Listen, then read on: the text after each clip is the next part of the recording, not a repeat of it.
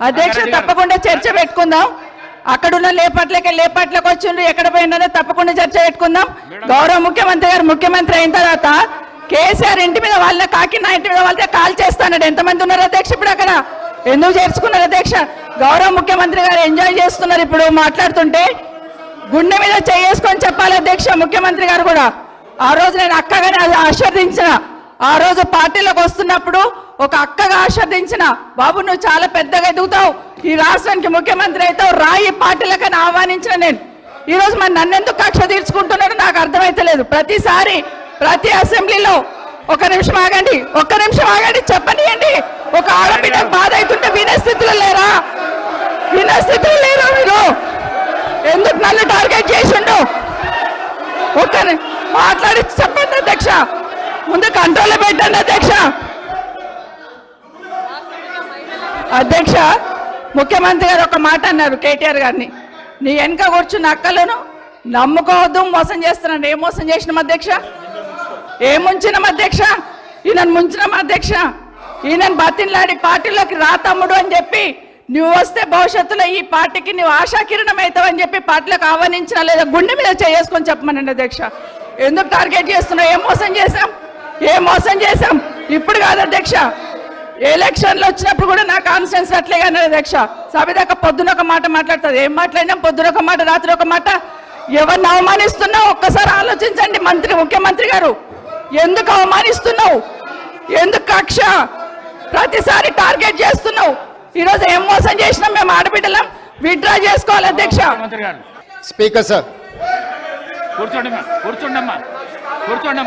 Please. అరే ముఖ్యమంత్రి మాట్లాడేటప్పుడు సభానాయకుడు మాట్లాడుతుంటే ఏవుతుంటే ఎట్లా? స్పీకర్ సార్ మాట్లాడండి.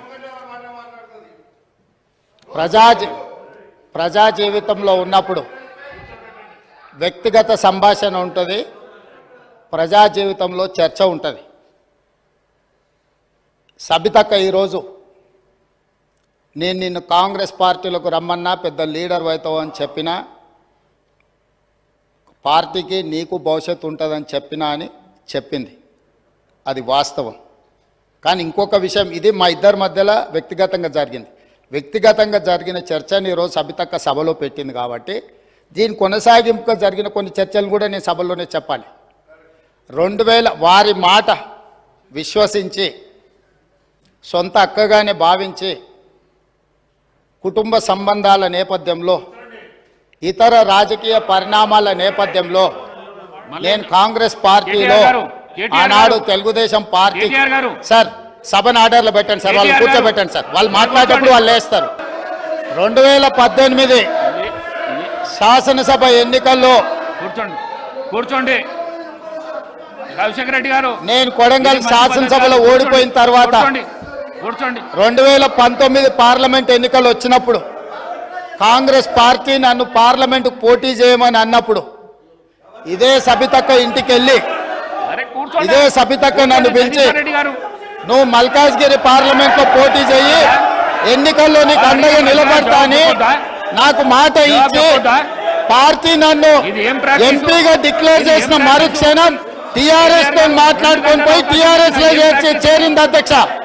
తమ్ముడుగా నన్ను పిలిచి మల్కాజ్గిరి పార్లమెంట్ లో ఎన్నికల్లో పోటీ చేయమని నన్ను ప్రోత్సహించి పార్టీ నన్ను ఎన్నికల్లో అభ్యర్థిగా నిర్ణయించిన తర్వాత కేసీఆర్ మాటలకు అధికారం కోసం కాంగ్రెస్ ను వదిలి టీఆర్ఎస్ పార్టీలో చేరి మంత్రి పదవి పొంది తమ్ముని మోసం చేసింది కాబట్టి ఈ రోజు నమ్మొద్దు అని కేటీఆర్ కి చెప్పిన అధ్యక్ష.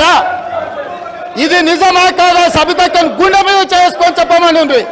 నన్ను మల్కాజ్గిరిలో పోటీ చేయి కాంగ్రెస్ నుంచి, నీ ఎన్నికల్లో నేను గెలిపించే బాధ్యత తీసుకుంటాను నాకు చెప్పి నేను ఎన్నికల్లో నిలబడడం డిక్లేర్ అయిన తర్వాత కాంగ్రెస్ ను వదిలేసి టీఆర్ఎస్ లో చేరి మంత్రి పదవి పొంది ఈ రోజు వచ్చి మాకు నీతులు చెప్తే మేమేమన్నా అమాయకులమా అధ్యక్ష?